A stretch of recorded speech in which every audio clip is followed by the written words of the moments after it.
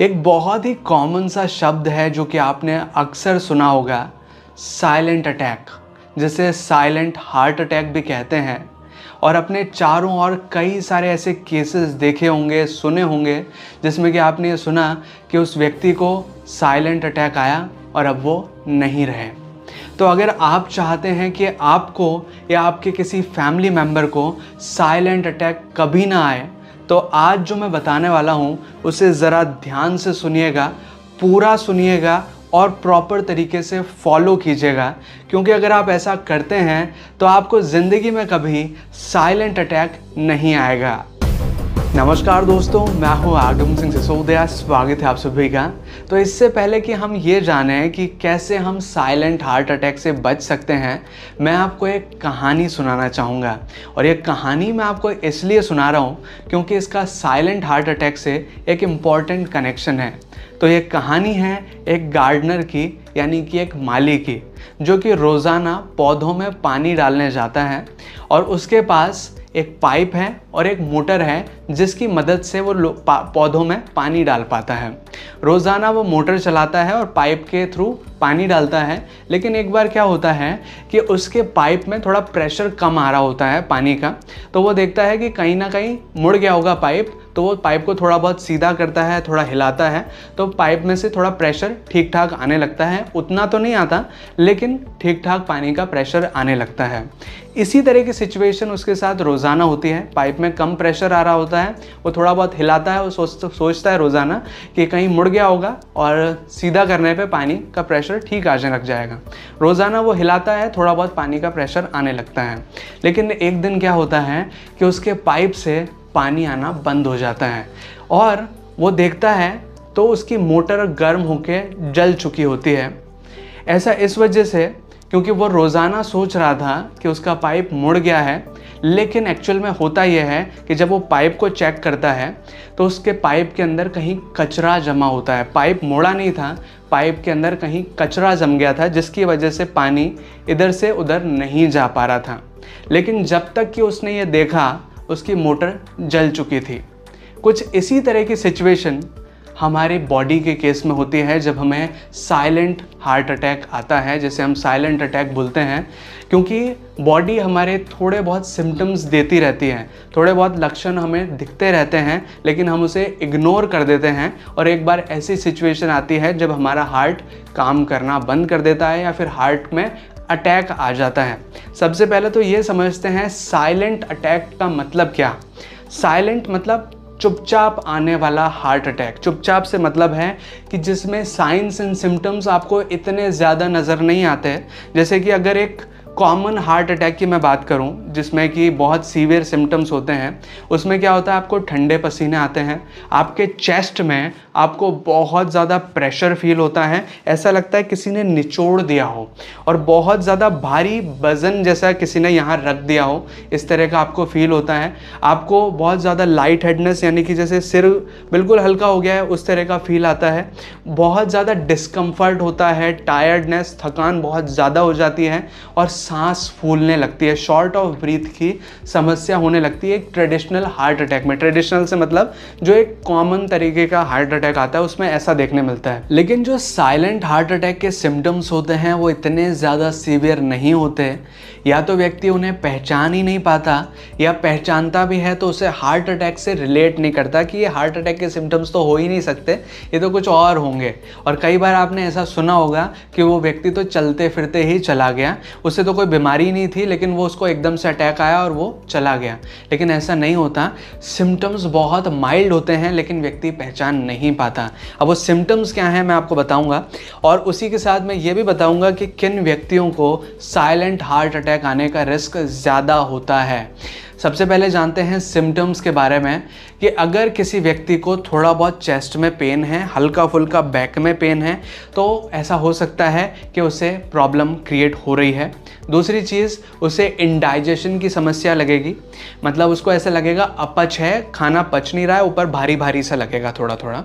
इसी के साथ उसे ऐसा लगेगा उसको बहुत थकान सा, मतलब जैसे बहुत ज़्यादा थक गया हो, बहुत ज़्यादा वीक, कमज़ोर सा महसूस करेगा।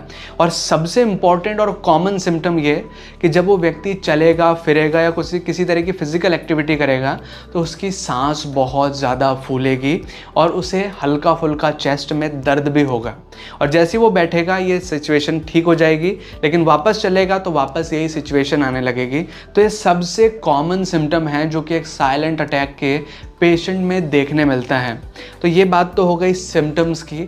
अब जानते हैं रिस्क फैक्टर के बारे में कि किन लोगों को साइलेंट अटैक आने का ज़्यादा रिस्क रहता है। सबसे पहली कैटेगरी के लोग वो जो कि मोटे हैं यानी कि ओवरवेटेड हैं, जिनका वज़न ज़्यादा है, उनको रिस्क है। दूसरा, जिन व्यक्तियों को हाई ब्लड प्रेशर की समस्या है। तीसरा, जिन व्यक्तियों को डायबिटीज़ है। चौथा, जिन व्यक्तियों को ज़्यादा स्ट्रेस रहता है, तनाव रहता है। और वो लोग जो कि ज़्यादा फिज़िकल एक्टिविटी नहीं कर पाते या नहीं करते, या तो उनका डेस्क जॉब है, वो बैठे रहते हैं, उसके हिसाब से काम करते हैं, उनको हो सकता है।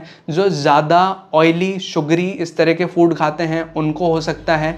या आपकी बॉडी में कोलेस्ट्रॉल अगर ज़्यादा है, कोलेस्ट्रॉल का बैड कोलेस्ट्रॉल का लेवल ज़्यादा बढ़ा हुआ है, तो आपको रिस्क रहता है साइलेंट अटैक आने का। तो अगर आप इनमें से किसी भी रिस्क वाली कैटेगरी में आते हैं और आपको ये सामान्य से लगने वाले सिम्टम्स आ रहे हैं, जैसे कि चलते फिरते वक्त सांस फूलना, आपको बहुत ज़्यादा थकान महसूस होना, अगर इस तरह के सिम्टम्स नज़र आ रहे हैं तो प्लीज़ एक डॉक्टर को ज़रूर कंसल्ट करें, अपना चेकअप ज़रूर करवाएं।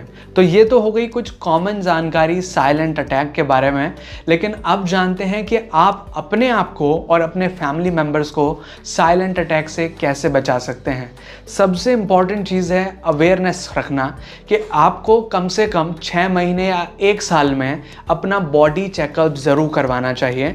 आपको अपनी बॉडी की कंडीशन पता होना बहुत ज़रूरी है, क्योंकि साइलेंट अटैक मतलब क्या, चुपचाप आया और आपको लेके चला गया। तो ऐसी सिचुएशन आपके साथ क्रिएट ना हो, इसलिए कम से कम 6 महीने 1 साल में अपना बॉडी चेकअप कराएं, अपनी हार्ट की कंडीशन या अपनी बॉडी के ऑर्गन्स की कंडीशन का ज़रूर पता लगाएं। इससे अगर आपके पास कोई बीमारी जनरेट भी होगी तो डॉक्टर आपको उसी टाइम पे ट्रीट कर सकेंगे, क्योंकि बीमारी बढ़ने के बाद बहुत कम चांसेस हैं जिससे हम प्रॉपर तरीके से अपने आप को ठीक कर पाएं। लेकिन शुरुआती स्टेज में अगर इलाज कर लेते हैं तो बचने के बहुत ज़्यादा चांसेस हैं। तो सबसे पहली चीज़ अवेयर रहिए। दूसरी चीज़, डॉक्टर अगर आपको किसी तरह की मेडिकेशंस प्रिस्क्राइब करते हैं, मान लीजिए आपको हाई ब्लड प्रेशर डायग्नोसिस हुआ है या डायबिटीज़ हुआ है, या फिर आप बहुत ज़्यादा स्ट्रेस में रहते हैं, या फिर हाई कोलेस्ट्रॉल आपको बहुत ज़्यादा है, तो अगर इस तरह की कंडीशन के लिए आपको डॉक्टर कुछ मेडिसिन्स प्रोवाइड करते हैं, प्रिस्क्राइब करते हैं, तो वो डॉक्टर के द्वारा दी गई मेडिसिन्स प्रॉपर डोजेस पे प्रॉपर टाइम तक लें। और अगर आपको जब दवाइयाँ छोड़नी भी हैं तो पहले डॉक्टर से कंसल्ट करें, अपनी मर्ज़ी से ही ना छोड़ दें, क्योंकि कई बार डॉक्टर हमको कुछ ऐसी दवाइयाँ देते हैं जैसे कि क्लॉट बस्टर्स, यानी कि हमारी बॉडी में क्लॉट ना जमे, खून पतला रहे, तो इस तरह की दवाइयाँ देते हैं, और हम अगर उसको छोड़ देते हैं तो हार्ट अटैक आने का बहुत ज़्यादा रिस्क रहता है। तो डॉक्टर के बिना ना तो दवाइयाँ लें ना दवाइयाँ छोड़ें, और कुछ अपने डेली लाइफस्टाइल में बदलाव करें, जैसे कि आपको ज़्यादा मीठा और ऑयली फूड नहीं खाना है। जो कि तला गला फूड होता है उसमें क्या होता है, कोलेस्ट्रॉल और ट्राइग्लिसराइड्स बहुत ज़्यादा होते हैं, और आपकी बॉडी में अगर नसों के अंदर ब्लॉकेज आने लगा तो अटैक का रिस्क बढ़ जाएगा। तो ऐसे केसेस में आपको ज़्यादा नमक, ज़्यादा मीठा और ज़्यादा ऑयली, ये तीनों चीज़ों को कम से कम अमाउंट में लेना है। डेली बेसिस पे कम से कम 15-20 मिनट तो एक्सरसाइज ज़रूर करनी है। किसी भी तरह की फ़िज़िकल एक्टिविटी करने से हमारी बॉडी में ब्लड का सर्कुलेशन अच्छा होता है, तो फिज़िकल एक्टिविटी ज़रूर करें। और स्ट्रेस मैनेजमेंट का काम ज़रूर करें, क्योंकि एक बहुत कड़वा सच है कि अगर आपका टेंशन है, तनाव है, तो उसे कोई सॉल्व करने नहीं आएगा। दुनिया की वजह से तो हमारे स्ट्रेस बढ़ता है, तो स्ट्रेस कम करने के लिए हमें खुद पे ही ध्यान देना पड़ेगा। और एक बहुत अच्छा तरीका है जिससे आप स्ट्रेस मैनेज कर सकते हैं, वो है मेडिटेशन, यानी कि खुद पर ध्यान देने का, ध्यान लगाने का। और ध्यान लगाने के लिए कुछ उटपटांग करने की ज़रूरत नहीं है, सिंपल सी चीज़ है। 15-20 मिनट, आधा घंटा खुद के लिए निकालिए, एक शांत जगह जाके बैठ जाइए और अपने साथ कुछ भी मत ले जाइए, सिर्फ अपने साथ बैठिए और अपनी लाइफ को नॉर्मली देखिए। आपका स्ट्रेस ऑटोमेटिकली गायब हो जाएगा।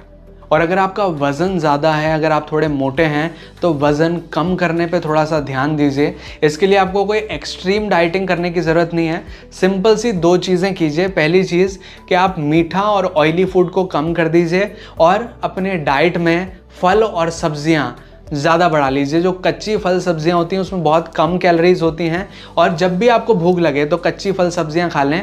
इससे आपका पेट भी भर जाएगा और कैलोरीज भी ज़्यादा नहीं बढ़ेगी, ऑटोमेटिकली आपका वज़न कम हो जाएगा।